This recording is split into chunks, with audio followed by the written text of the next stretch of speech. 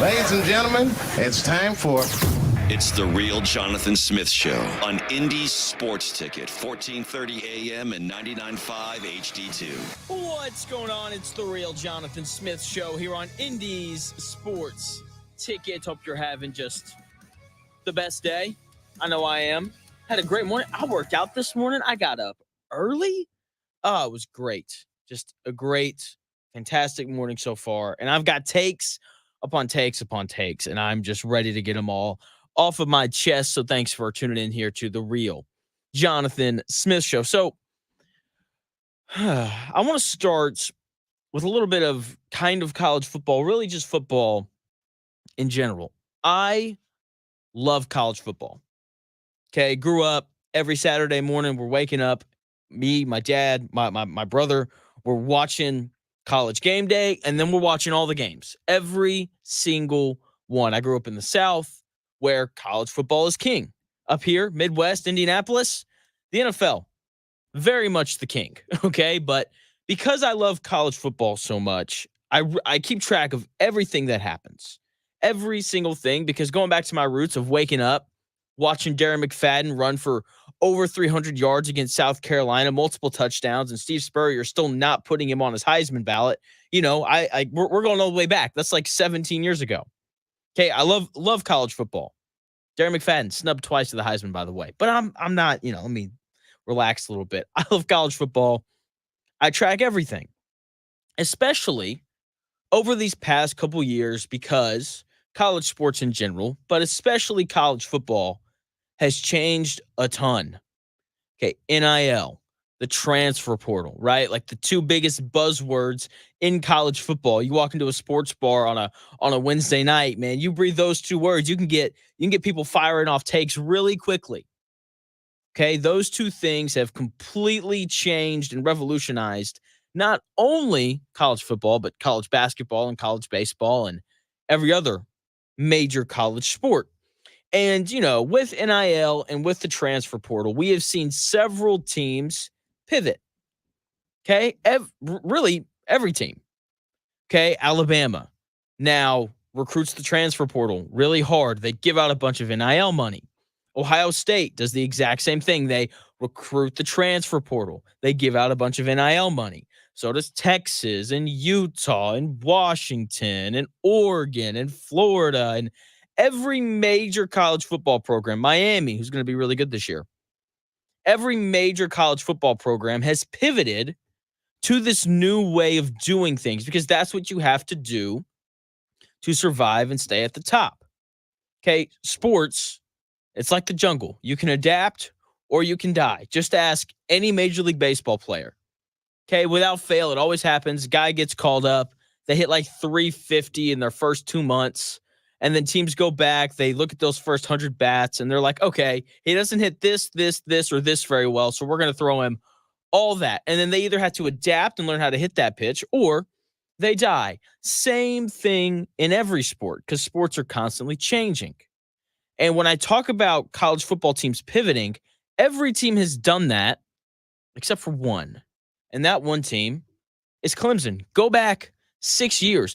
Clemson won a national title 6 years ago. They beat Alabama during a time in which nobody beat Alabama, right? So while all these other major college football programs have pivoted and changed the way that they've done things, Alabama, NIL and transfer portal, really important. Georgia, NIL and the transfer portal, really important. Ohio State, NIL and the transfer portal, really important. Okay, the rest of these top college football programs have done the same thing. Every college football program has done this except for Clemson. What's the reputation with Clemson now? They're left in the dust. They're a dinosaur because of their unwillingness to change. And it all starts at the top with Dabo Swinney. He refuses to recruit the transfer portal. Many people, including me, think he's an idiot for this. Okay? Like seriously, like the transfer portal is like that's where you can upgrade your roster and where you can get better. Okay, we see teams do it all the time. It's like, oh, we have a weakness at free safety. Maybe we should go into the transfer portal and add a free safety. And then The best teams do that. Not Clemson, though, because Dabo Swinney preaches, can't say it enough, how no one is better than his guys. You hear Dabo say it all the time. No one's better than the guys that I brought in here. No one's better than the guys that I recruited. And I was thinking about this the other day because, as I said, I love college football. Okay, I'm watching it all the time, and I'm thinking about Dabo Swinney and this hardcore commitment to his guys and his refusal to go to the transfer portal. And then I was like, this sounds a lot like Chris Ballard. Sounds exactly like him. And I feel like the Colts are in a similar position, whereas 6, 7, 8 years ago, when the Colts popped up on your schedule, you kind of perked up a little bit. It's like, that's a good football team. They're probably going to win double-digit games, right? Like they're going to play well, right? And now, as things have changed and Andrew Luck retired and they've brought in a new quarterback and Matt Ryan didn't pan out and Phillip Rivers was good for a year and he didn't want to come back for a second year. As all these things have happened, we have seen this refusal from Chris Ballard to make a pivot, to go outside the building, to get help and to add talent. No one likes the players on the Colts roster more than the Colts. Just like how no one likes the players in college football on Clemson's roster more than Clemson. Okay, a refusal to go outside of your walls and add talent. In this day and age, where player mobility is becoming more and more popular, these NFL players looked over at the NBA and they're like, we want what they have, and that is player mobility, college football. Right? It was deemed unfair that, these coaches and these universities kind of controlled the fate of a lot of these athletes. And so things have very quickly changed. And if you don't change along with it, then you very quickly get left behind. And that is what we're seeing happen, not only to Clemson in college football, but we're seeing the exact same thing happen with the Indianapolis Colts. This refusal to go out into free agency and to improve the roster is a major, major issue. Seriously, I can hear Chris Ballard. Why would we go get Justin Simmons when we have Nick Cross? That shouldn't even be a statement. That shouldn't even be a question. The answer is because Justin Simmons is one of the 10 best safeties in the league, and Nick Cross isn't. Okay, you have to look to make upgrades. Okay, why spend the extra cap space that you have on good players when you already have average players in your building, right? That is the Chris Ballard way. No one likes Colts players more than Chris Ballard. Okay, all the while, while Chris Ballard is very content and this Colts organization is very content to just kind of sit back, relax, let the guys that they drafted, sink or swim. You look around the NFL and teams that are aggressive continue to win games. Okay? The Colts are potentially going to get left behind by the teams in their division.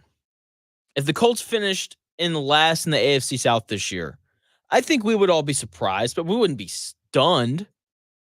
Okay? If the Titans are better than the Colts this year, the answer will be incredibly obvious. It'll be because the Tennessee Titans were hyper aggressive and going out in free agency and adding good players. That's what they did. L'Jarius Sneed. They went and added DeAndre Hopkins last year. They went and added Calvin Ridley. They went and added Jamal Adams. Hyper aggressive. Okay, let's go out. Let's add players. Let's get better. Okay, let's not just rely on our own drafting ability to be good. Okay, that's ignorant. That's dumb. If the Texans wind up being better than the Colts this year, it'll be, in part, because they traded for Stephon Diggs. They sat back. They looked at their roster. They're like, what would be really nice? A proven veteran wide receiver, because we like Tank Dell and we like Nico Collins. We like these guys, but they're kind of young.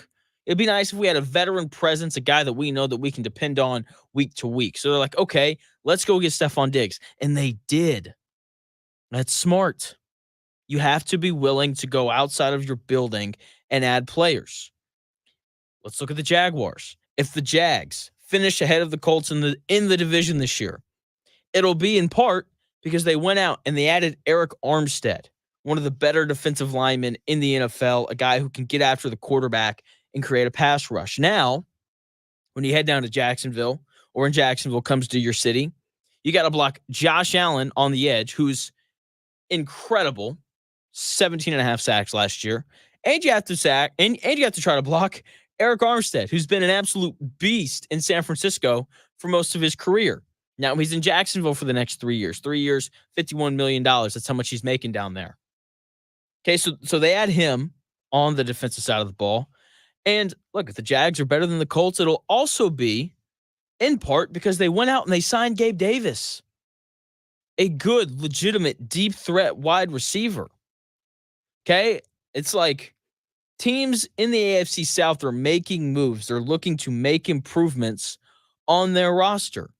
And I sit back and I go, geez, I really wish that, the Colts would do that.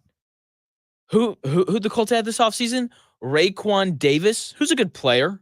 Don't get me wrong. Coming over from the Miami Dolphins, saw, a lot of him this last year being, a Miami Dolphins fan. Good player, but he's a backup. Who's going to have a bigger impact? Gabe Davis and Eric Armstead in Jacksonville, or a backup defensive tackle that Chris Ballard went and added? Come on now. Like I look at the Colts compared to the rest of their division, and it feels like they're playing with a hand tied behind their back. That's what it feels like.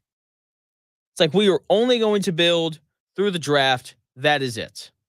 We don't want anybody from outside the building. We don't want Justin Simmons, one of the 10 best safeties in the league. We don't want Calvin Ridley to come in and kind of give us a little extra depth and beefing up the wide receiver room. Wouldn't it be nice if the Colts had Calvin Ridley right now?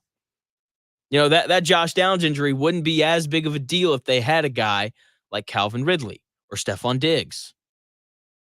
Seriously, like at some point, one of two things has to happen. Chris Ballard has to wake up and be willing to go out and attack free agency and add good players.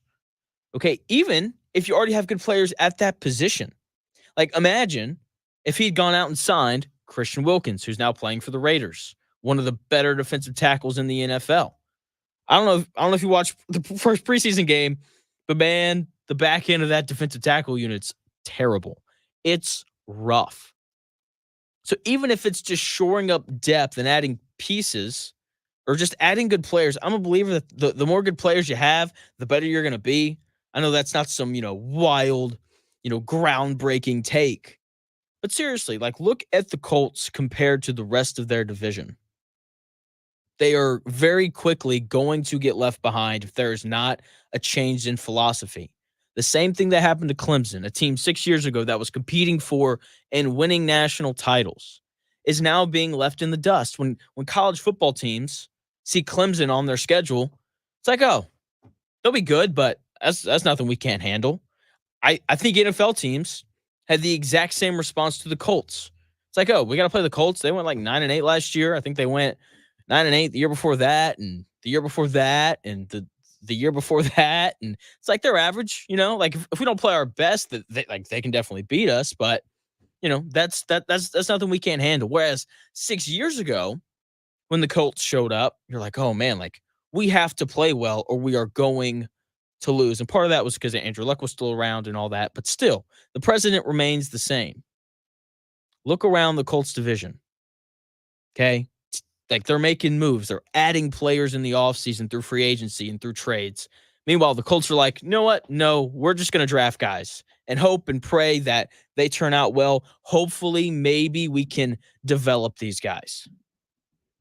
Okay, the Colts are in jeopardy of getting left behind. There has to be a change in the way in which the Colts go about business, especially in free agency, if they want to have a chance to consistently win the division or to have a chance to win playoff games and, maybe even win a Super Bowl. Something has to change philosophy-wise in that front office. And I doubt it's going to happen with Chris Ballard calling the shots. Loaded show today.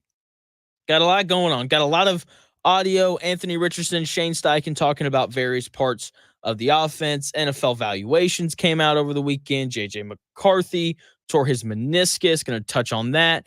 The in-season tournament group draw happened. Okay, so I have to talk about the most successful franchise in Indiana, the Indiana Pacers, right? Anytime that there's news about them, I feel like I need to at least give them some love because they are currently the most successful team in the state. So I'm going to touch on that a little bit as well. But when we come back here in about 4 minutes, I got some audio that I'm going to play for you. And there's this thing that I keep hearing about, and I am so sick of hearing about it. I've got that audio and that take for you when we come back here in about 4 minutes.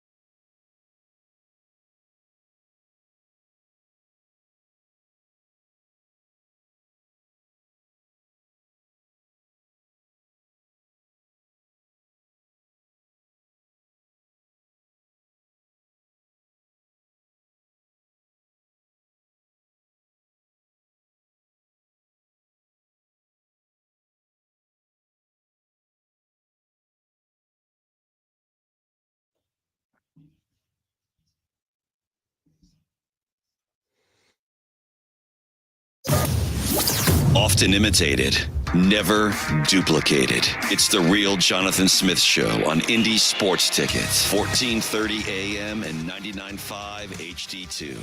The real Jonathan Smith Show here on Indy's Sports Ticket. Thanks for taking the time out of your day to tune into the real Jonathan Smith Show. Now, Kay Adams hosts a show on FanDuel TV.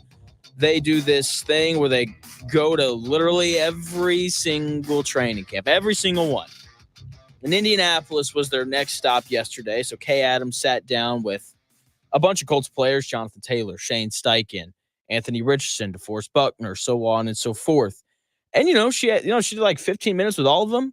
I think she actually did a decent job interviewing. She asked really good follow-up questions.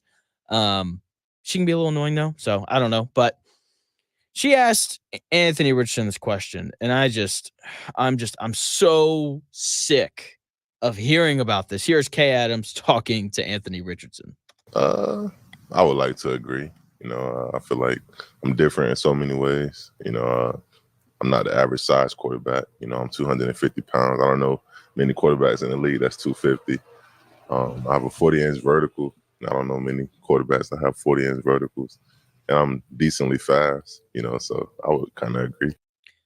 Kay Adams, I didn't set that up very well. My apologies. Kay Adams asked Anthony Richardson if he thought he was the most athletic quarterback in the NFL. And he said that he would like to agree. And I had no issue with his response. But I am so sick of hearing about this. I am so sick and tired of hearing about how athletic Anthony Richardson. We all get it. I promise. He's big, 250 pounds. He's right. I don't know of another quarterback in the NFL that currently weighs 250 pounds. Big Ben probably did back in the day, but he's big. We get it. He's fast. Runs like a 4.4. He's hyper athletic. He has a 40-inch vertical, and he can throw the ball really far. And, oh, my gosh, I hear about this all the time to a point where I genuinely just don't care anymore. So sick of hearing about it. He has an incredibly high ceiling. I get it. But can we maybe talk about the stuff that's way more important? Pocket presence, accuracy, durability. Come on now. I just can somebody just explain to me how a 40-inch vertical is going to help Anthony Richardson win NFL games? I would love to know. We have a text line. Text the number 317-228-1430. If you can explain to me how a 40-inch vertical is going to win in NFL games, please, somebody tell me. I would love to know how a 40-inch vertical is going to help the Colts win some football games this year. Please tell me. Seriously, I get it. The dude's crazy athletic. He can dunk a basketball, and he can do all these great things. But what about how accurate he is in throwing the football? What about his pocket presence? What about his ability to read a defense? The things that are actually going to impact whether or not the Colts win football games. Can we maybe talk about that just a little bit more? Just a little bit more. Now, to be fair to Kay Adams, she did ask Anthony Richardson about this. Okay, she asked him about his accuracy, and Anthony Richardson, to be fair to him, said that was the thing that he's worked on the most in this offseason, and that is the thing that should be harped on. Okay, because that is what's going to win games for the Colts, being able to drop back on 3rd and 7. Okay, and hit that slant route over the middle, right? Or the ball that he threw to Granson on Sunday on 3rd and 8 that was just a little bit behind him, he put it on his back hip. Whereas if he puts it, out in front, he catches it, he turns upfield for a first down. Those are the things that are going to win games for the Colts. Not a 40-inch vertical. Okay? Seriously, I got a text in from someone, sorry, don't really see the name on here, but it's exactly right. They're talking about how saying that Anthony Richardson has a 40-inch vertical is like saying that a basketball player has a cannon of an arm. Who cares? It doesn't really impact the outcome of the game that often. Okay? Let's focus on the things that matter. Let's talk about the pocket presence. Let's talk about, how accurate he is, because that is what's going to help the Colts win games this year. Not the 40-inch vertical. Okay, not the fact that he's 250 pounds. There are plenty of small quarterbacks in the NFL that are succeeding right now. Okay, so let's talk about the things that actually matter. Not his 40-inch vertical, not how he can dunk a basketball, not how he thinks that he can score 12 or 13 points in an NBA game, which is absolutely absurd. Okay, let's talk about the things that matter. And one of the things that matters in the NFL is who your head coach is. I've harped on this. I am dying on the hill that Shane Steichen is an incredible coach. Okay, I'm gonna continue to just harp on this. Okay, I am, because I think that Shane Steichen is incredible, and more importantly, Anthony Richardson thinks that Shane Steichen is incredible. Here are Anthony Richardson's thoughts on Colts head coach Shane Steichen. Man, I think he's a genius, honestly. I'm pretty sure people already know that, but just like actually being in the room with him and just hearing him talk about football, the man knows so much. And it's like, I'm lucky enough to have someone that knows this much about ball, so he could just teach me. So, yeah, I think he's a genius. So good to hear Anthony Richardson say that, because if the relationship between your quarterback and your head coach isn't good, it's not fun for anybody. Okay, I would argue that that's the most important relationship on any team. Your quarterback and your head coach have to get along. Okay, we see quarterbacks work with offensive coordinators and head coaches that they don't respect, and it just never seems to go well. If you don't believe me, there was a article that came out last week about the Eagles, and it was talking about how they collapsed, the back half of the season, and they still ended up making the playoffs, but they lost, and it wasn't pretty. And then all the behind the scenes stuff came out. Jalen Hurts, starting quarterback for the Philadelphia Eagles. Guess who he doesn't like? Nick Sirianni. Okay, your head coach and your quarterback have to get along.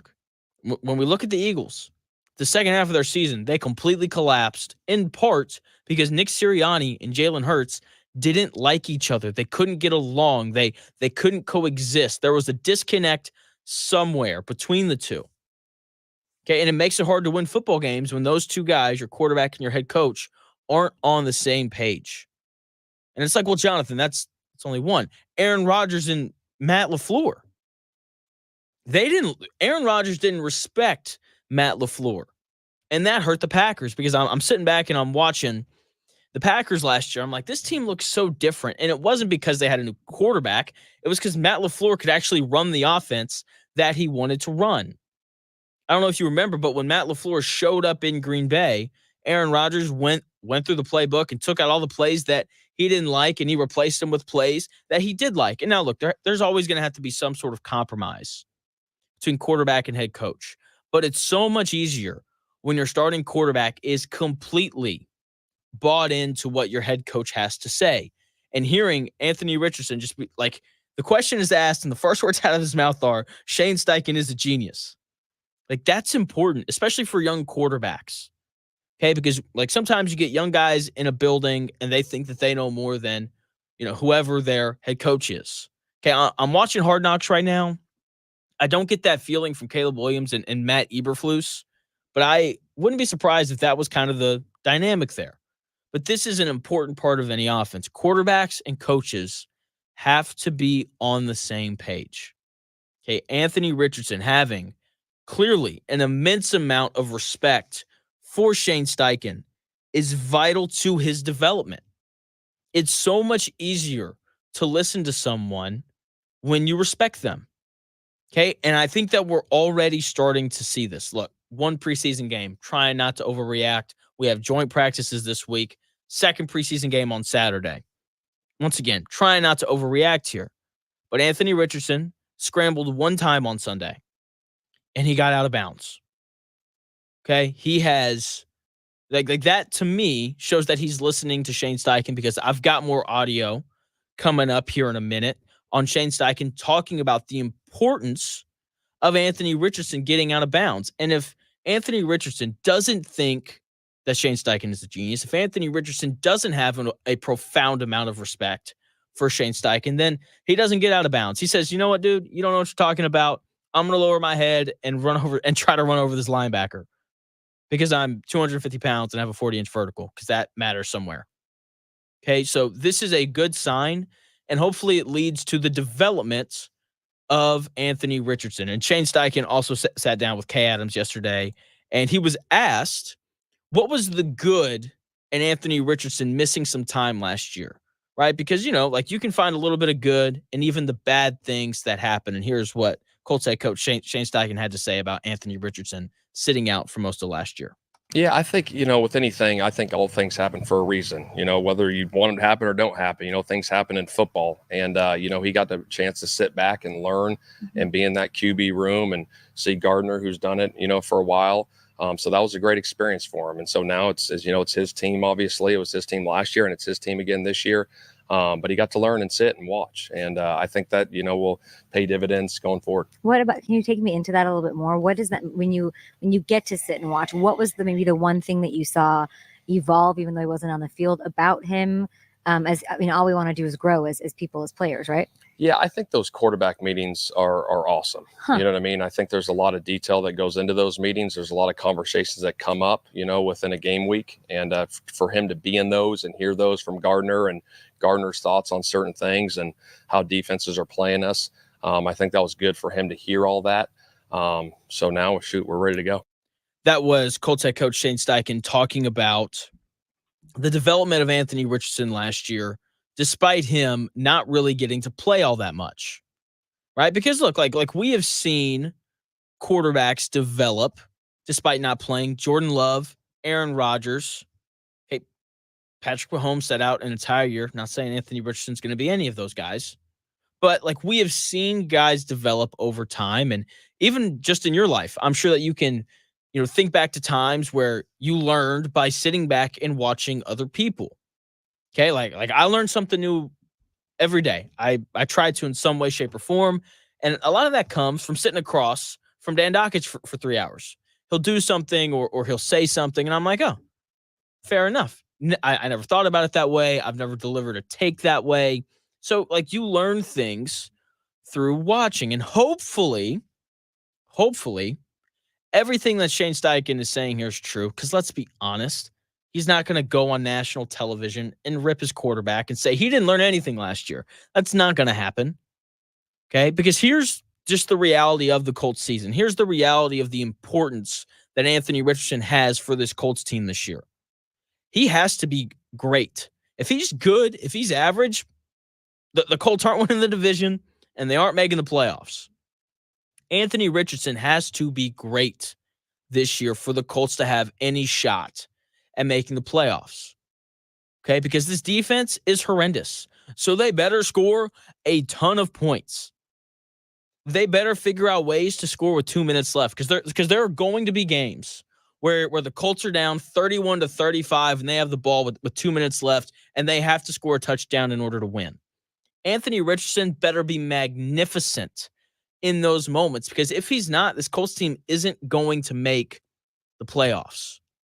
Okay, I'm encouraged by everything that Shane Steichen said there. Okay, in theory, Anthony Richardson learned a lot about how teams are playing the Colts and all that fun stuff. But it's got to translate. It has to show up on the field. It has to happen because this defense, once again, it's going to be one of the worst in the NFL. It's going to be. The personnel just isn't there. The way that Gus Bradley plays defense, I don't think perfectly lines up with how Chris Ballard drafts players. Okay, especially on the outside. Ballard wants big, long corners that can play bump and run. And Gus Bradley's like, we are not going to play bump and run. So the defense is going to be bad. So Anthony Richardson better have gotten better, like Shane Steichen was alluding to there in that clip. Because if this team can't score points, it's going to be an ugly, ugly season. I've got more audio from Shane Steichen talking about Anthony Richardson. He touches on his accuracy. He talks about the importance of Anthony Richardson sliding and more. I've got all that audio coming your way when we come back here in about 4 minutes.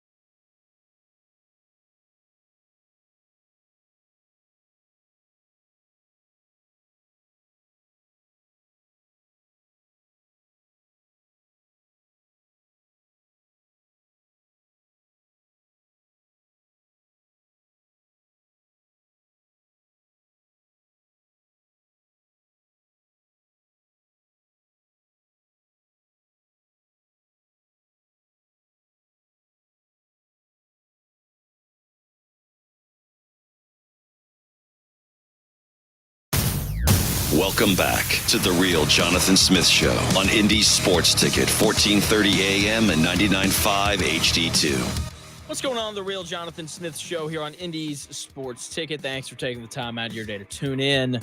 You can listen to the show live on 1430 AM if you're driving around in the Indianapolis area. You can listen on the Indy Sports Ticket app, which you can download wherever you download your apps, App Store, Google Play Store, wherever, or you can head over to YouTube, subscribe to the Indy's Sports Ticket YouTube page, join the live stream, join the chat. Usually we're live on Twitter as well, but my blue check mark under review, but it'll be fine. Hopefully that'll be back here in a couple days because usually we live stream on Twitter as well, but not today, and that is okay. Something else that's okay is listening to Shane Steichen talk. Okay, he doesn't always say the most interesting things, but I do think that there are moments where he'll say things that I believe are noteworthy, especially when it comes to his quarterback, Anthony Richardson. I have already talked a little bit today about discussing the important parts of Anthony Richardson's game. I think we get extremely caught up in the athleticism, the size at 250 pounds, and how he has a 40-inch vertical and how he can dunk a basketball and all that nonsense that doesn't really help you win football games. If you want to talk about his speed and his legs, go right ahead. Right? Because that is an element of his athleticism that can allow the Colts to win some games. But I don't care about his vertical. I don't care about, how many times he dunks a basketball. Don't care at all. I care about his pocket presence. I care about his accuracy. And I care about his ability to read a defense. And Shane Steichen was asked about the accuracy because I do think that is the most important thing that we're all looking to see this season. Has Anthony Richardson gotten better accuracy-wise? He said in his interview with Kay Adams yesterday that has been his number one priority in the offseason. That's the thing that he has worked on the most. And here is Colts head coach Shane Steichen talking about Anthony Richardson's accuracy. It's big with any quarterback. You want to be accurate with the football, find completions. If something's not there, you don't have to force something. Just take the check down. Or obviously he's got great legs. He can, take off and run and scramble. So he's been doing a hell of a job through camp. We're looking forward to the season. He's been doing a good job through camp. That's encouraging. That's what I want to hear. That's what he has to say. I know. But he also could have just not said it. That is an option. And look, Shane Steichen knows that this is a bit of an issue for Anthony Richardson. Okay, he knows that Anthony Richardson isn't the most accurate quarterback in the world. Okay, that's what I would argue is his biggest issue, right, when it comes to playing the quarterback position. And because Shane Steichen knows this, I'm very interested to see what the Colts passing game looks like. Okay, like there are certain quarterbacks that are great, like Tua. Great over the middle of the field, layers balls well, that 10 to 15 yard in route money all day, every day. I don't think Anthony Richardson is going to thrive making that throw this year because you have to be highly accurate and the timing has to be sharp. I think where Anthony Richardson is really going to succeed this year, and what I think we're going to see a lot from this Colts offense is, we talk about the traits and the athleticism, and part of that is the cannon of an arm that he has. I think we're going to see the Colts really look to throw the ball deep, okay? Because, if you're picking up, 30-yard chunk plays on drives, then you don't have to complete 7 passes. You have to complete like 2 or 3, right? So it just makes things easier. I'm interested to see, are they going to try to throw the ball deeper because you don't have to complete as many, right? Is it going to be a lot of home runs or singles, right? Like, I don't think Anthony Richardson is going to be hitting a bunch of doubles where he's dotting these, 15-yard in routes like we see Mahomes throw and Josh Allen throw. I think it's going to be a lot of deep down the sideline and little short, quick stuff. I think that's kind of how they're going to go about it because, as I said, we all know that accuracy is a bit of an issue for Anthony Richardson. But I thought Steichen said this very, very well in that interview clip where, like, he has 2 options. Okay, like when we watched Peyton Manning play quarterback and when we watched Tom Brady play quarterback, when the pressure was bearing down and, their first and second options weren't open, They could just turn to the running back, flip it to him, pick up, 4 yards, live to see, 2nd and 6. Whereas with Richardson, like, he has an extra option. He can do that. He can find the running back on the check down, or he can run. Like, that is a legitimate option. That has been a major area, not of concern, but it's been a major talking point this season for the Colts. How are they going to manage Anthony Richardson and his ability to run the ball? Shane Steichen had his, I wouldn't call it famous quote, but remember during training camp, he had the quote where he talked about how, like, you're not going to tell Steph Curry to not shoot threes, so I'm not going to tell Anthony Richardson to not run the ball, because Anthony Richardson, that's something that he's great at. And he was asked about that quote and how to protect Anthony Richardson throughout the season. I just think obviously his ability to run the football is tremendous, and Steph Curry's ability to shoot threes is tremendous. Now, are we going to, go crazy with him running the football? There's going to be a time and a place to do it, but we're not going to take that away from his game. How do you protect him? Obviously, he's going to be smart with it. You know what I mean? There's going to be time and a place, like I said, where, he's going to use his legs, and he's got to be smart. But obviously, the offensive line, I feel great about what we have up front. Offensive line protecting him in the, back there when he's throwing it. That was Colts head coach Shane Steichen talking about how to kind of balance the run game with Anthony Richardson, because that is something that he does well. It's part of why they drafted him. Okay, and if you draft a guy in part because he can run the ball well, then you should probably let him run the football a little bit. I like what he said about protecting him. A lot of it is going to be on Anthony Richardson. Does he slide? Does he get out of bounds? Does he know when to put his head down and pick up an extra 2 yards versus get down or get out of bounds? Okay, and there's a specific emphasis there that I am so glad that Steichen said. He said it twice. There's a time and there's a place. Look, he's not going to carry the ball 20 times a game. That's not going to happen. I think we'll see Anthony Richardson carry the ball 6 to 8 times a game, a lot of it in the red zone, because quarterback run game in the red zone is a real advantage, right? Extra blocker, all that stuff that we all know. Okay? And a time and a place. That is kind of the big thing. That was my biggest takeaway from it, at least, right? Where he's like, look, we're not going to run him 20 times a game. We want him to throw the football because that's how good quarterbacks win games. They win it from the pocket. There's a minute number of quarterbacks that can win games by running for 180 yards. One of those guys, Lamar Jackson, Michael Vick, young Robert Griffin III, but before the injuries, and that's all the guys that really come to mind for me. Now, maybe Anthony Richardson's that guy. I don't know. The way people talk about him, he might be. But for the most part, in the playoffs, you got to win games from the pocket. And it seems like that is what they want to see from Anthony Richardson. They want him to stand in the pocket. And if he needs to use his legs, then yeah, sure, go ahead, go make a play. But there's a time and a place for it. Okay. And just like there's a time and a place to put your head down and pick up an extra 3 yards. Okay.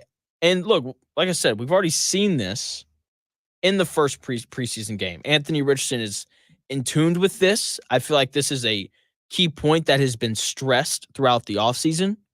Okay. The one scramble Anthony Richardson had on Sunday, he got out of bounds. Okay. He looked to stay in the pocket. That is still, probably my favorite play. I'll be honest. Like, just thinking back on that preseason game, my favorite play is the first drive. It's 3rd and 8. Anthony Richardson snaps the ball, receives the snap, drops back to pass. First read, not open. And instead of looking to run or looking to maneuver outside the pocket, he stood strong. He stood tall in the pocket, ended up seeing a guy who was kind of open, tough throw, almost was a pick. But that is what we want to see. And in that moment, I was like, okay, they have clearly stressed to him that they want him to throw the football. And if he needs to run, he can. But that's not always what's going to be needed. Okay? And in terms of the offensive line, I think that the offensive line is going to be good. Quentin Nelson is healthy. Bernard Raymond had a good year last year. He's a year older. You'd think he'd be better. Braden Smith is back. Look, it's the same offensive line 3 years in a row. They were, good enough last year to give the Colts a shot at making the playoffs. They can do that again. Then, the Colts should have an ample amount of opportunity to win games and score points. Because like I said, they're going to have to score a ton of points if they want any sort of chance at winning games because this defense, like I said, is horrendous. And speaking of the defense, we have another clip of Shane Steichen talking about just how great Julian Blackmon is. A guy that's really stepped up, and he had a good year for us last year, and getting it back was Julian Blackmon. He's had a hell of a camp so far. He's made a ton of plays, so I'm really looking forward to his season this year.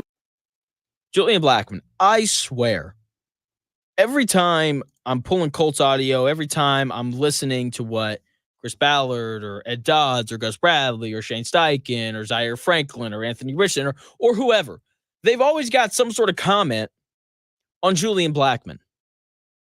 The way he better be like all pro this year. He better be incredible. He better be the best thing since sliced bread. He better be so great at playing strong safety that he just like makes up for the rest of these Colts deficiencies.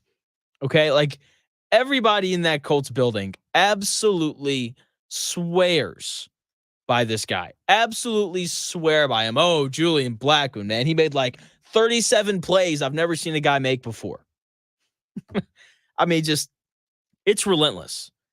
And look, this is a really bad defense. Someone has to make plays at some point, and I guess that guy's going to be Julian Blackmon. That's what I guess. You know, I bet if Justin Simmons was on the field, there wouldn't be as many plays made by Julian Blackmon. So, brutal, absolutely brutal. I hope the guy's as good as what everyone's saying. I don't think he will be. I think this defense is going to be amongst one of the worst in the NFL. They'll probably have a bunch of sacks. I do think that that's the way forward for this Colts defense. Negative plays, which usually means sacks and tackles for loss, because as bad as the secondary is, I think the linebackers are fine. Like Zaire Franklin, EJ Speed, good, solid options. And then the defensive line, deep. There's a lot of depth there. Chris Ballard has missed on a lot of things, but one of the things he has not missed on is that defensive line. Leatu Latu looks good. Taekwon Lewis looks good. I think Kwity Paye is going to have a good year.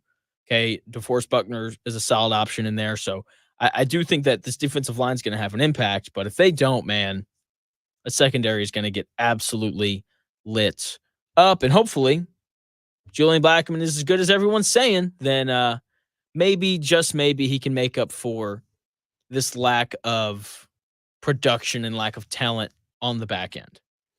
Now, Anthony Richardson is coming off of a year in which he was injured, and it's terrible. Okay. I don't think anyone liked that he got hurt last year. I think we all want to know whether or not he's going to be the guy. I think we all want to see him improve and get better and all those things. And look, this happens to every team every year. Someone important gets hurt. This year, the team that this is going to happen to apparently is the Minnesota Vikings. Right? They move off of Kirk Cousins. They bring in J.J. McCarthy. And, he tears his meniscus. Brutal. Okay. I don't think a meniscus tear, like you can come back from. I do think we'll still see McCarthy at some point. But this gives way for Sam Darnold, who I think could have a bit of a resurgence in Minnesota. The dude's insanely talented. There's a reason why he was the 3rd overall pick in the NFL draft. And it's like, well, Jonathan, he was terrible in New York, and then he went to San Francisco and he didn't play, and, yada, yada, yada, yada, yada. Here's the reality of Sam Darnold's career. Head coach is wildly important. Offensive coordinator is wildly important. It's part of why I'm interested to see how Anthony Richardson looks, because I think Shane Steichen is one of the better coaches in the NFL. He was great with the Chargers with Justin Herbert. He was great in Philadelphia with Jalen Hurts. Okay. And now I'm hoping he can repeat that with Anthony Richardson. When we look at Kevin O'Connell, offense has been great in Minnesota. He's done great things, did great things with Kirk Cousins. Okay. A guy who's put up numbers throughout his career. And now they're moving into this J.J. McCarthy era. It's been put on pause. And it's now going to be Sam Darnold, who's, like I said, had some rough times in the NFL. Sam Darnold had 6 offensive coordinators in 5 years. 2 years with Adam Gase, who hasn't returned to the NFL. 2 years with Matt Rule, who hasn't returned to the NFL. Is there a world where Sam Darnold sucks? Sure, of course. That's definitely a thing. But we've seen older quarterbacks have, resurgences late in their year. Geno Smith, 30 years old, finally gets, the starting job again in Seattle. And guess what he does? He holds on to it. He's still the starting quarterback in Seattle. Okay, he delivered at 30. He's, taking the Seahawks to the playoffs. Baker Mayfield ends up in Tampa Bay, 28 years old. Looks like he's about to be out of the league. Remember when he played for the Rams for like 2 weeks? Everyone's like, oh, this guy's going to wind up being a backup. No, he shows up in Tampa Bay. He figures it out, wins the division last year, makes the playoffs and all those things, and now he's getting paid a decent chunk of change. I'm just saying, wouldn't be surprised in the slightest if we saw Sam Darnold do the exact same thing at the age of 27. Kevin O'Connell, great young coach, one of the better offensive minds in the NFL. He's going to put Sam Darnold in positions to succeed. If he can win games with Josh Dobbs, you guys remember that 4-week stretch last year? Jeez. Then he can undoubtedly win games with a guy like Sam Darnold, who is wildly talented until J.J. McCarthy, the future of the Minnesota Vikings, heals up from that meniscus tear and is able to play again. The Real Jonathan Smith Show, Indy's Sports Ticket. Pacers, in-season tournament. I liked it last year. I hope you did too. The drawing happened last night, going over who is in the Pacers group for the in-season tournament when we come back here in about 5 minutes.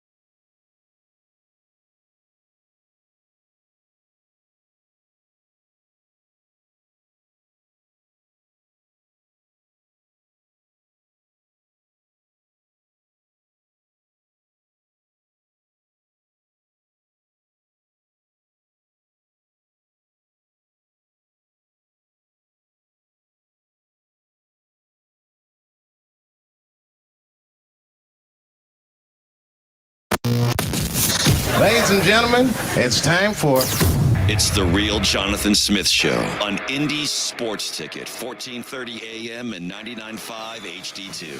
What's going on? The Real Jonathan Smith Show here on Indy's Sports Ticket. Hope you guys are having a great day. I know I am. Hour number 2 here on Indy's Sports Ticket. Once again, it's the Real Jonathan Smith Show. Check out the YouTube page, Indy's Sports Ticket. Head over there. Join the live stream. Join the conversation. Because I'm saying a lot of things. I am. Takes, being fired off, pew pew, all that good stuff. I want to talk about the in-season tournament draw because it happened last night.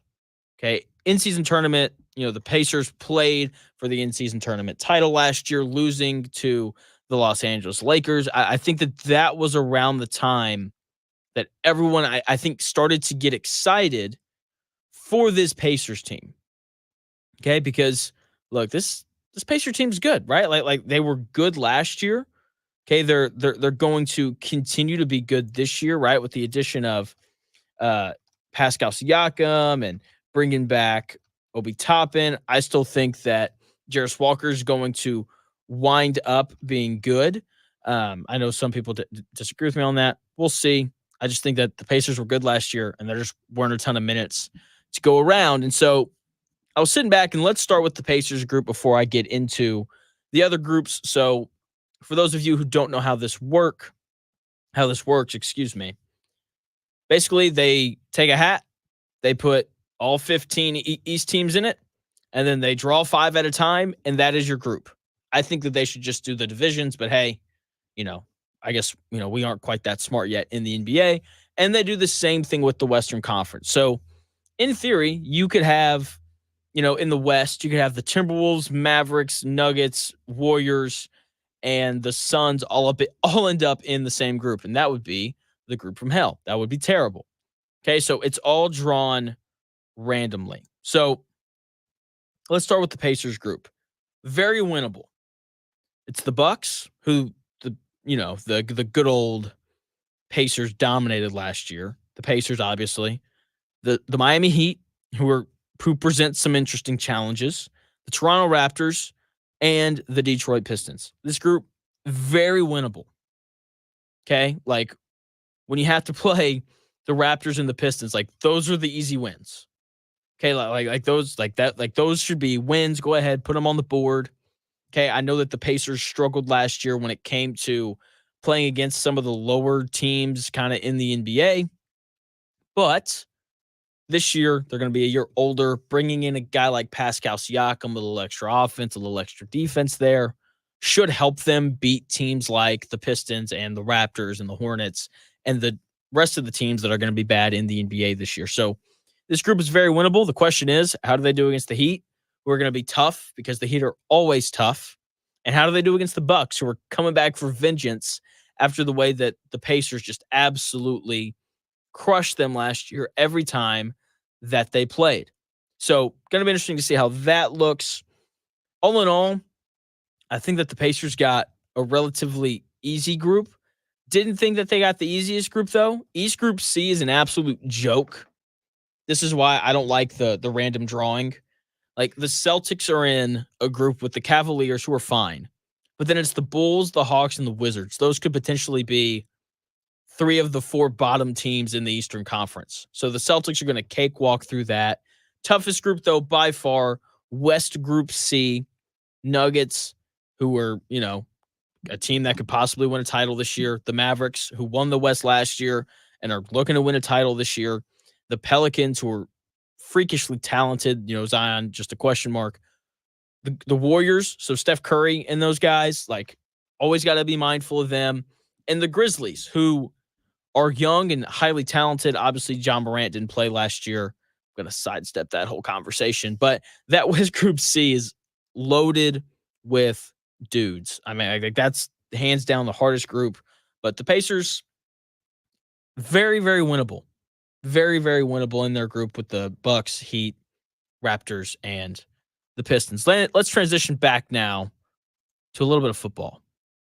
Okay, I love college football. Okay, I would probably say that college football was my introduction to sports.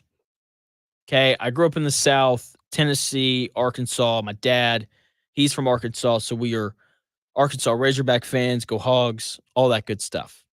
Okay, so in the South, college football very much is king, whereas up here, Midwest, Indianapolis, NFL, that is very much king. But look, like I said, I love college football. Okay, like I have very fond memories of waking up in the morning, watching college game day with my dad and my brothers, and then watching Arkansas play. Watching Darren McFadden run for 300 yards, and then watching Felix Jones go crazy, and just a lot of great memories associated with watching college football. And because of that, I keep track of everything that happens, especially over these past couple of years. Okay, because with NIL and the transfer portal and all those things, the sport has changed, right? We've seen some legendary coaches leave the sport. Urban Meyer, Nick Saban, Jim Harbaugh's not at Michigan anymore. All that stuff. Did you know that there are only 3 coaches currently in college football that have won a national title before as a head coach? Pretty crazy. Dabo Swinney, Kirby Smart, Mac Brown at North Carolina. That's it. Those are the only 3 guys that have actually won a title. So we're in this very interesting era where college football is rapidly changing. Okay, new coaches, NIL, transfer portal, and several of the top teams have pivoted. Alabama, right? They've pivoted, like a major investment in NIL and in the transfer portal. Ohio State has put a major investment in NIL and the transfer portal. Ole Miss has done it. Georgia has done it. Ohio State, I think I already said them. Michigan. Okay, like there's become this major investment from all these top programs, except for one. There's one program that just doesn't really care. They like their guys, as they would say. And that program is Clemson. Go back 6 years. Clemson was the second best, arguably the best program in college football, competing with Alabama during a time in which no one should be competing with Alabama. Then everything changed. NIL, the transfer portal, Alabama, Georgia, Ohio State, and the rest of these top football programs pivoted to deal with NIL and the transfer portal. Meanwhile, Clemson's like, nah, we're good. We're just going to recruit high schoolers. We don't want to touch the transfer portal. NIL, you got to earn it, all that stuff. And because of that, Clemson has been left in the dust. They have gone from one of the best programs in college football to they're fine. I don't mind them. And it's all because of their unwillingness to change. And that starts at the top with Dabo Swinney, who refuses to recruit the transfer portal. And many people, including me, think he's an idiot for it. Really, like that's how I feel. Like I sit back and I look at what he's doing and I'm like, do you not want to win? You're playing with an arm tied behind your back by not recruiting the transfer portal. But he's very content to go to that podium, stand in front of the microphone with his hat on forwards, and preach about how no one is better than his guys. No one is better than the guys that he recruited out of high school. Those are Clemson guys, and they're not leaving Clemson and yada, yada, yada, yada. He likes his guys. And I was thinking about it yesterday because I have no life. That's not true. I do have a life. I just think about things like this randomly. I was like, who he sounds exactly like? Chris Ballard. Seriously. That's who he sounds like. Chris Ballard. Okay. No one likes Clemson's football players more than Clemson, and no one likes Colts football players more than Chris Ballard.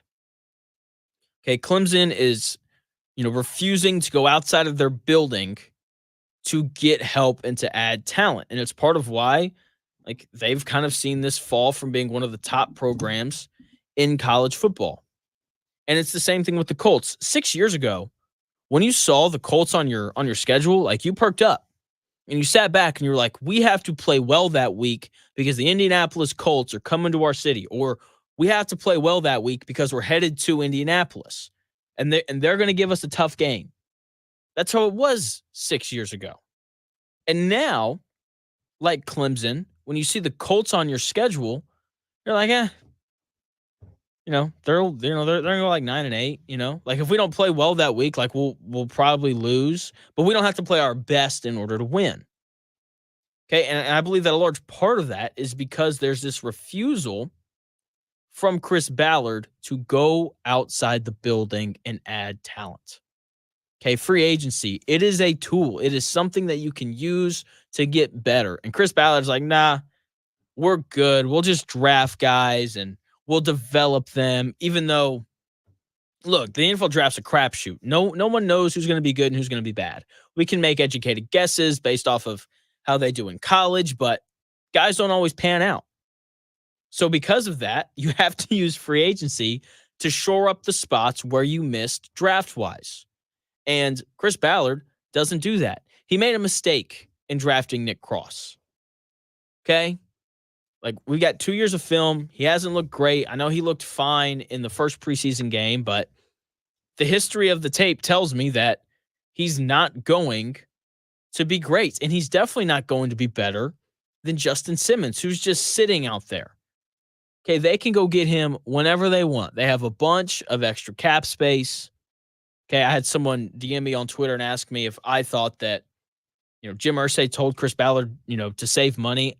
I don't know if he did that or not. The NFL valuations came out. Colts are worth a lot of money. Tells me that they're doing just fine.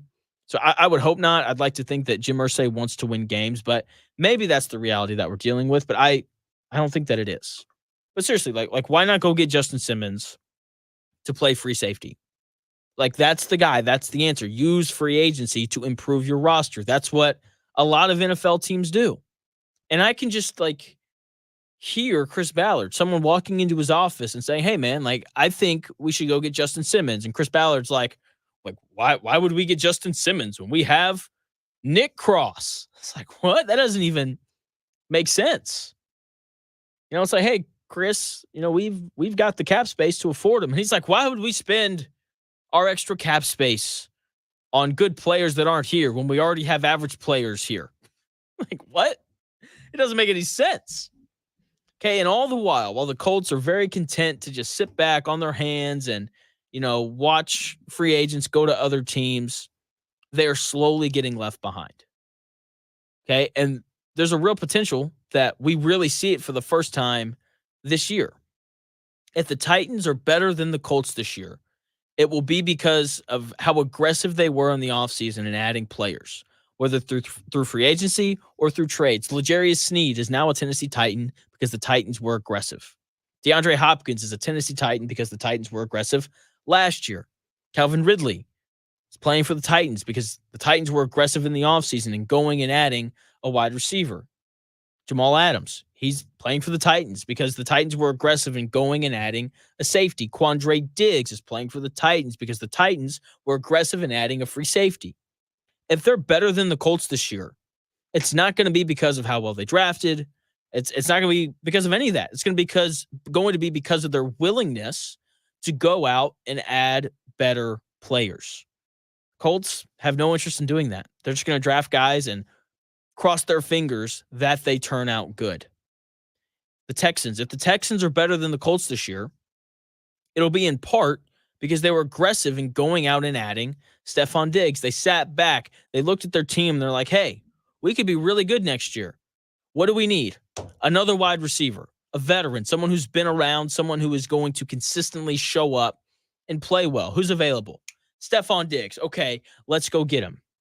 That way, if there's a week where Nico Collins doesn't play well, if there's a week where Tank Dell struggles, then, hey, we can fall back on Stephon Diggs and be okay. The aggressiveness that the Texans showed, if they win the division, if they're better than the Colts, it's going to be in part because of that. Okay? And then we look at the Jaguars, who were also aggressive in free agency. They went out and they added players that made their roster better. If the Jaguars are better than the Indianapolis Colts this year, it'll be in part because they went out and they added Eric Armstead to put on the defensive line. They've already got one great pass rusher in Josh Allen, third in the NFL in sacks last year with 17.5. Okay, they've already got that guy. If that was Chris Ballard, he'd be like, why do we need Eric Armstead? We have Josh Allen.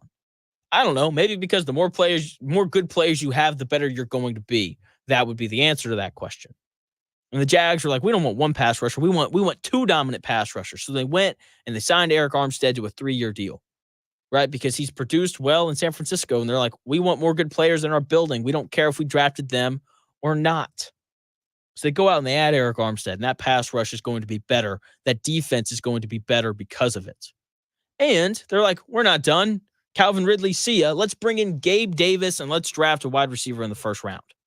They went and they added Gabe Davis in free agency. And if they're better than the Colts this year, it'll be in part because they did that. Because they went out and they added a wide receiver to help Trevor Lawrence. I look at the Colts compared to the rest of this division, and it feels like they're playing with one hand tied behind their back. We are only going to draft players. We don't want to do free agency. No one likes our guys more than us. And that's an issue. Okay? Because every team is happy that you feel that way. It's like, sweet, that's one less team we have to compete against to sign Justin Simmons. It's like, sweet, that's one less team we have to compete against to sign Calvin Ridley. Because the Colts would be better this year if they had been aggressive, and if they had added, Eric Armstead or, Gabe Davis or Stephon Diggs or L'Jarius Sneed or, just keep working your way down the list. If they went and they added Justin Simmons, they would be better. They're good. Like, nah, we'll just draft guys and cross our fingers and hope that things fall our way. And I got to be honest, I don't think that's a great roster building strategy. Let's draft guys and hope. That's not roster building. It's not. But hey, it's okay though, because we have Anthony Richardson. That's what all the positive people will tell you. It's all right. We got Anthony Richardson. Okay, and Anthony Richardson took some time yesterday. He sat down with Kay Adams of FanDuel TV. He said some interesting things. But man, there's one thing that he said I'm just so sick and tired of hearing about. I've got that audio for you when we come back here in about 4 minutes.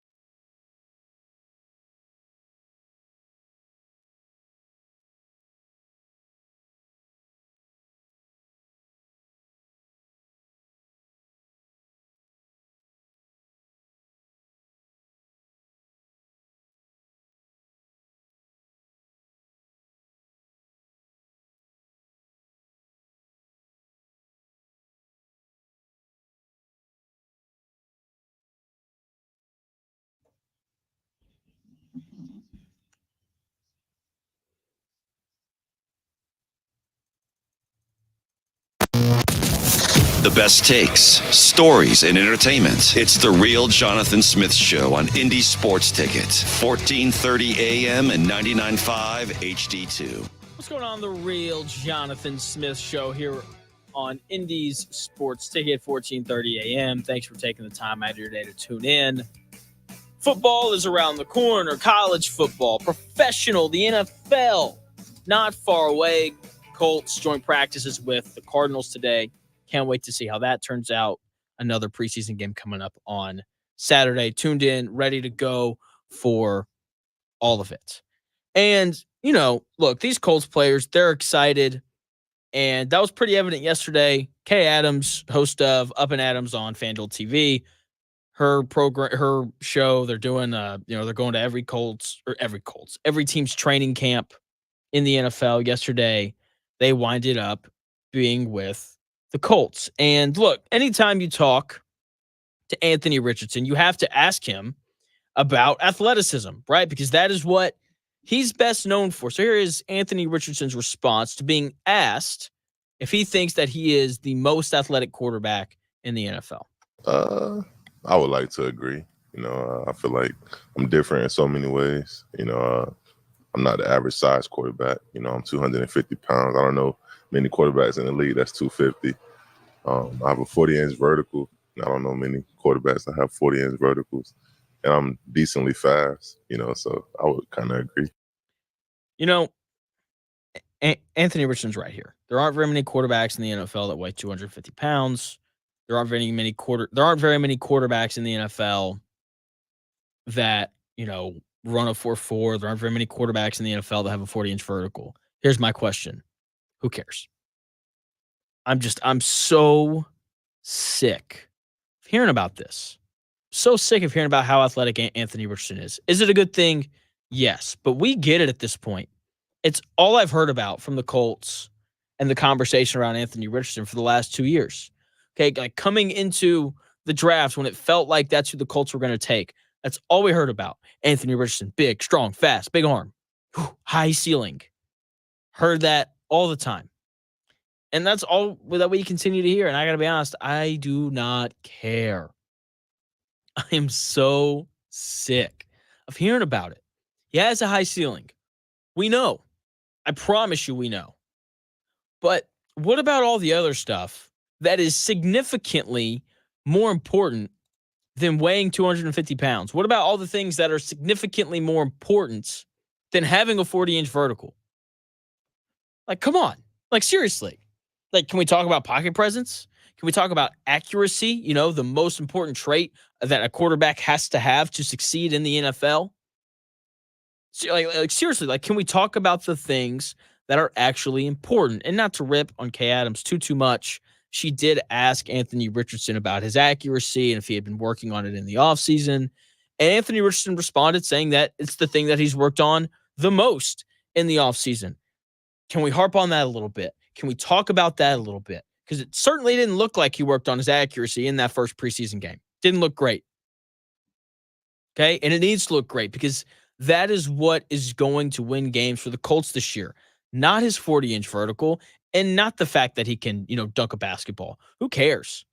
Not me. I don't care at all about that stuff anymore. Okay? I want to see multiple videos from these joint practices with the Cardinals of him putting the ball, right on the money. Like that's what we need to see. That's what I want to see. Okay? Because, running a 4.4 is cool. I won't lie to you. Like, it's cool. Like, when I see the videos of him dunking the basketball, I'm like, that's sick. That's awesome. Love that for him. Okay, like the videos when he first got drafted and he's playing at the YMCA downtown at the Jim Irsay Y, and he's like dunking on like these poor like 40-year-old men, like they're funny and they're cool and like they get people excited, which is awesome. But do you know what gets people more excited? Winning football games. Okay, and you win games from the pocket. That's where the best quarterbacks in the NFL win from. Even Lamar Jackson, who is lightning in a bottle. Watch him play. He's looking to stay in the pocket and throw the football down the field. And you have to be accurate in order to do that. And you have to have good pocket presence to be able to do that. And you have to know how to read a defense in order to be able to do that. Like, those are the things that I want to hear Anthony Richardson talk about. Those are the questions that I want people to ask Anthony Richardson, because those are the important things. Not the 40-inch vertical, not how much he weighs, and not his ability to dunk a basketball. Who cares about that? Who cares? Okay, is it cool? Undoubtedly. I wish I could dunk. I wish I had a 40-inch vertical. Seriously. But that's not what wins football games. It's not. What wins football games is quarterbacks who can throw the ball accurately from the pocket and good coaching. And that is something that the Colts have. It's part of why I'm optimistic about Anthony Richardson, because I think that Shane Steichen is one of the better coaches in the NFL. And Anthony Richardson agrees with me to a point where Anthony Richardson called Shane Steichen a genius yesterday while talking to Kay Adams. Man, I think he's a genius, honestly. I'm pretty sure people already know that, but just like actually being in the room with him and just hearing him talk about football, the man knows so much. And it's like I'm lucky enough to have someone that knows this much about ball, so he can just teach me. So, yeah, I think he's a genius. Hey, I agree with you, Anthony. I'm with you. I think Shane Steichen is a genius as well. Okay, like, the dude has succeeded everywhere that he's been.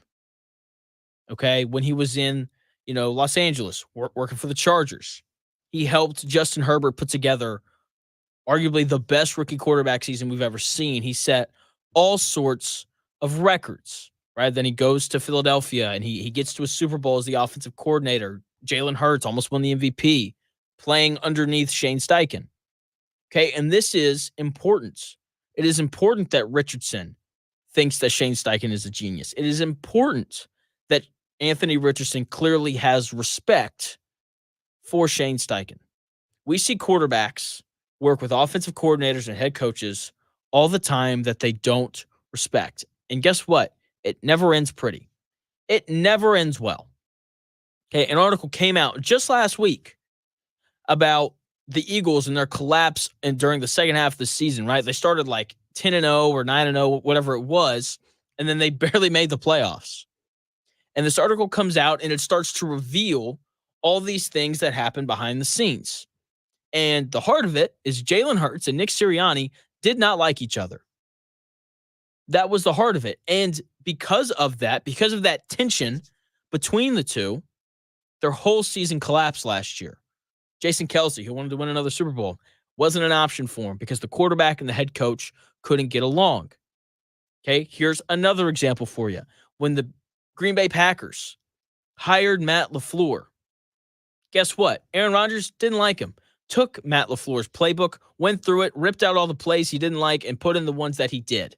And I believe that hurt the Packers because I think that Matt LaFleur is a good head coach. I think we saw that last year with Jordan Love. I don't know if you watch the Green Bay Packers a ton. I watched a fairly decent amount. And I would sit back and I would watch, and I'd be like, this team looks so incredibly different. And the reasoning as to why was because Aaron Rodgers was out of the building, and Jordan Love trusts Matt LaFleur. And so Matt LaFleur could actually be himself and call the plays that he wanted to. Okay, like that relationship between your starting quarterback and your head coach is important for any offense, no matter who your quarterback is. Okay, quarterbacks, head coaches, offensive coordinators have to be on the same page. It is vital for the success of any football team. Okay? Richardson, having an immense amount of respect for Shane Steichen is vital to his development. Because, look, it's so much easier to listen to someone when you respect them. Okay? I don't know about you, but like I had teachers in school, the ones that I liked learned way more. The ones I didn't like didn't learn very much. Didn't want to listen to them. You know, that's me being a kid. So it's a little bit different, but it's still there. Okay, like, are you more willing to listen to your boss when you like and respect them versus when you don't respect them? I mean, I think the answer to that question is pretty obvious. It's the same thing there. Quarterback, head coach have to have a mutual respect for one another. Richardson, Steichen seem to have that, and that bodes well for the future of the Colts franchise. It bodes well for the development of Anthony Richardson, and it bodes well for the success of this offense. Because if you're a quarterback going to the line of scrimmage, second guessing everything, every play that your coach is calling, doesn't lead to success more often than not. So this is a good sign. Hopefully the relationship stays positive. Hopefully it does. I really, really hope that it does. And look, Shane Steichen clearly likes Anthony Richardson. He clearly sees some sort of future with him. Shane Steichen, or here is Shane Steichen sharing his thoughts on how Anthony Richardson grew last year despite not playing a ton. Yeah, I think, with anything, I think all things happen for a reason, whether you want it to happen or don't happen, things happen in football. And, he got the chance to sit back and learn and be in that QB room and see Gardner, who's done it, for a while. So that was a great experience for him. And so now it's his team, obviously. It was his team last year and it's his team again this year. But he got to learn and sit and watch. And I think that, will pay dividends going forward. What about, can you take me into that a little bit more? What is that when you get to sit and watch? What was maybe the one thing that you saw evolve, even though he wasn't on the field, about him? All we want to do is grow as people, as players, right? Yeah, I think those quarterback meetings are awesome. You know what I mean? I think there's a lot of detail that goes into those meetings. There's a lot of conversations that come up, within a game week. And for him to be in those and hear those from Gardner and Gardner's thoughts on certain things and how defenses are playing us, I think that was good for him to hear all that. So now, we're ready to go. That was Colts head coach Shane Steichen briefly highlighting how he felt like Anthony Richardson got better last year. And look, you can learn a lot by watching other people. Okay, you can learn a lot by listening to smart people talk. That's how school works. And hopefully, everything that Shane Steichen is saying here is true, because Anthony Richardson has to be great this year for the Colts to have any shot at making the playoffs. Okay, because when you look at this roster, I think it's pretty evident that the back end of this Colts defense is horrendous and that they're going to give up a lot of points. And because of that, you better score a ton of points. Okay, I do think that the first few weeks of the season are going to be really rough for the Colts because Anthony Richardson hasn't played a ton of football. Okay, he barely played last year, didn't play a ton of Florida. So I do think that the first month or so is going to be rough for the Colts. But after that, you got to go. You got to put up points left and right, because I do think that the Colts are going to find themselves down 34-31 multiple times this year. And Anthony Richardson's going to have to win a game from the pocket. And hopefully everything that Steichen said there is true, right? Because if it is, then I feel kind of good about Richardson's ability to execute in moments when the defense knows that he's throwing the football. If it's not true, then the Colts are screwed. They're going to be picking really high in the draft again. Okay? Because, this entire season is dependent upon how much better Anthony Richardson has gotten, right? And if he's good enough to lead this team to wins. And part of that is being able to execute when there's not a ton of time left in the game and the defense knows that you're throwing the football. So we're going to get answers really early this season. We're going to get some more answers this week. Cardinals, Colts, joint practices start tonight. Should be interesting to kind of see how that goes. Hopefully the offense looks good. Hopefully the defense can find a way to get some stops, because I think the Cardinals are going to be a little bit better than what everyone is expecting this year. Then obviously second preseason game coming up on Saturday. When we come back here in 4 minutes, Steichen has more thoughts on Anthony Richardson's accuracy. How much is he going to run him? Sliding. There's more love for Julian Blackmon. A lot of audio coming your way. This is the Real Jonathan Smith Show on Indy's Sports Ticket.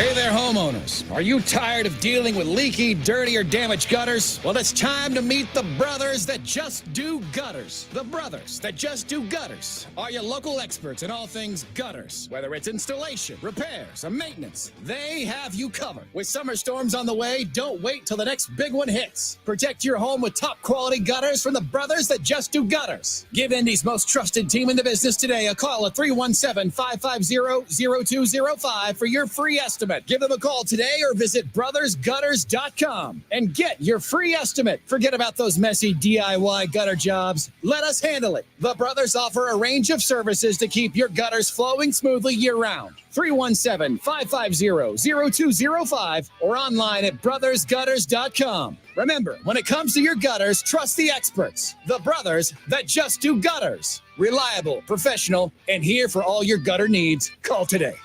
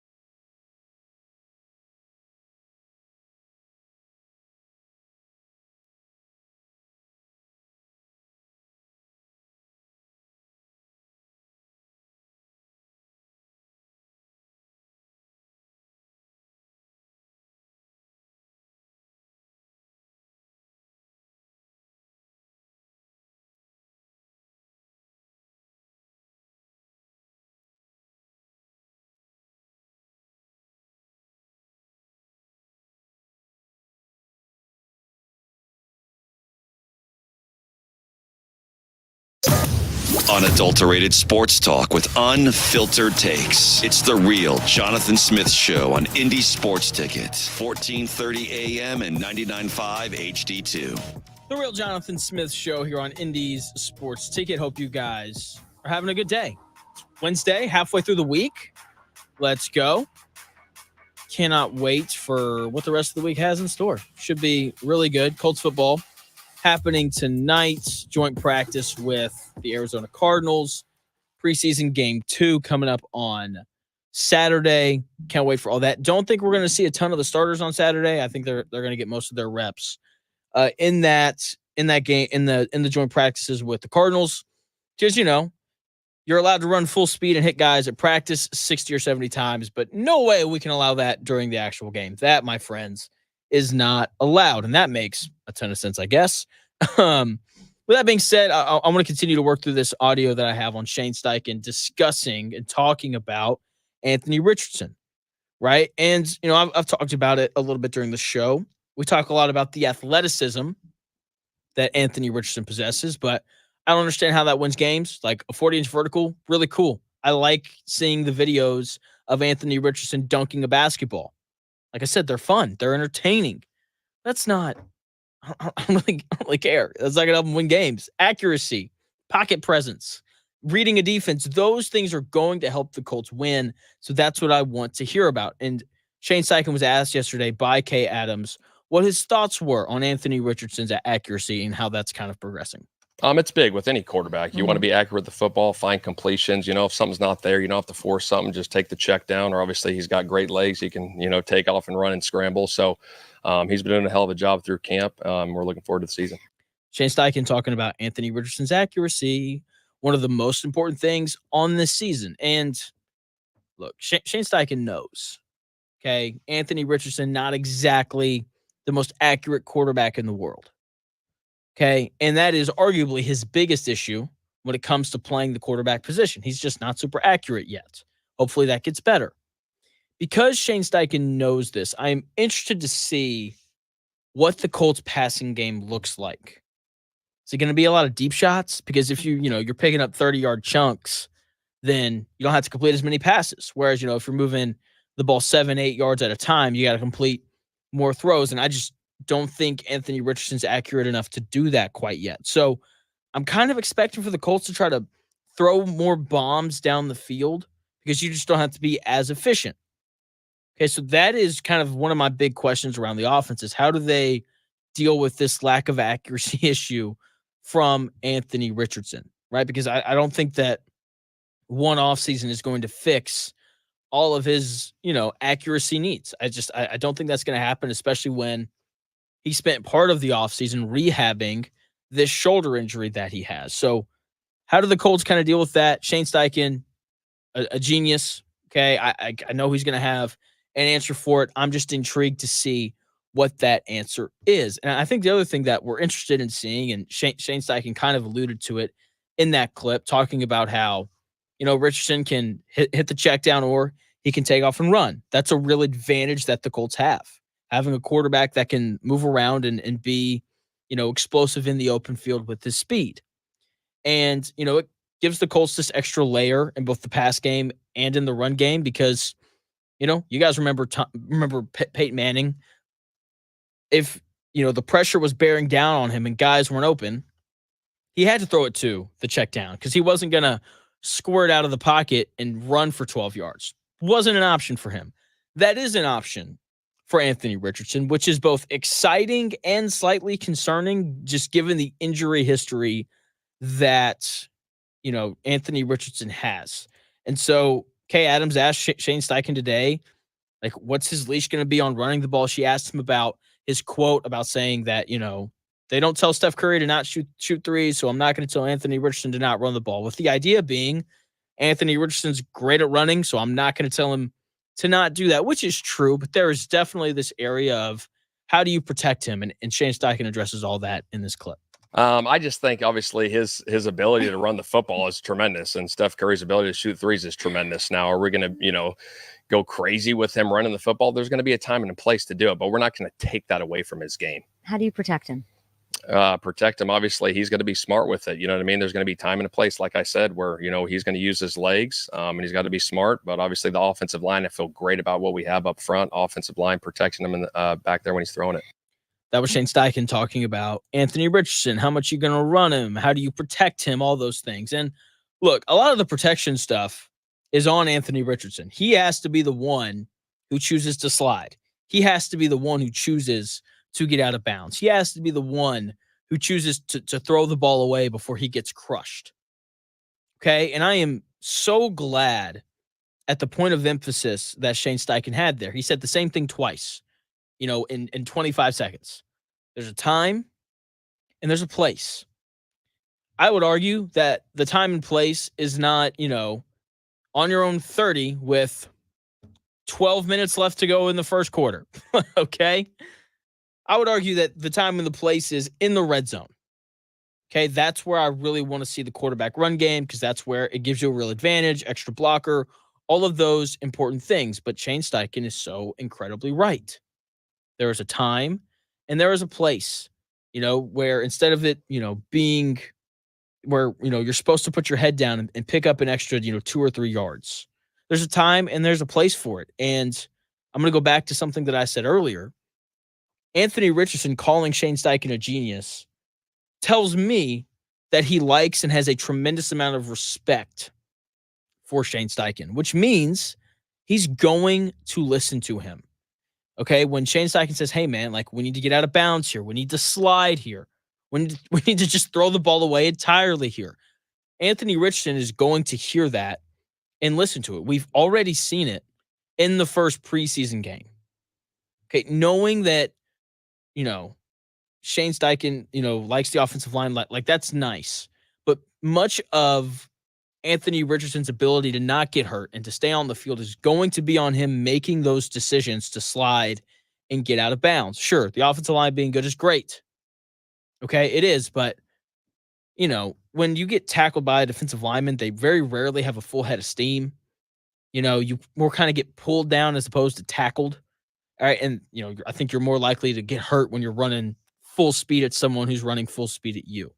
So so much of this is going to be on Anthony Richardson, and I think he's going to listen to what Shane Steichen has to say. To talk a little bit more about the offensive line, I thought they played well against the Broncos. Then again, Broncos don't have Lawrence Taylor or anything like that, but I thought that in the limited 7, 8, 9 snaps, however many it was, I thought that in the limited snaps that they played, I thought that the offensive line looked good. My favorite play from that game is still Anthony Richardson stepping up in the pocket behind a very, well-performing offensive line that was protecting him well, seeing him step up and not look to run. Still my favorite play from that game, even though he almost threw a pick on it. We'll worry about that later, right? But seeing Anthony Richardson work through progressions and try and throw the ball, that's what we need to see from him this year, and that's what I want to see from him this year. And the offensive line has to be good in order for that to happen.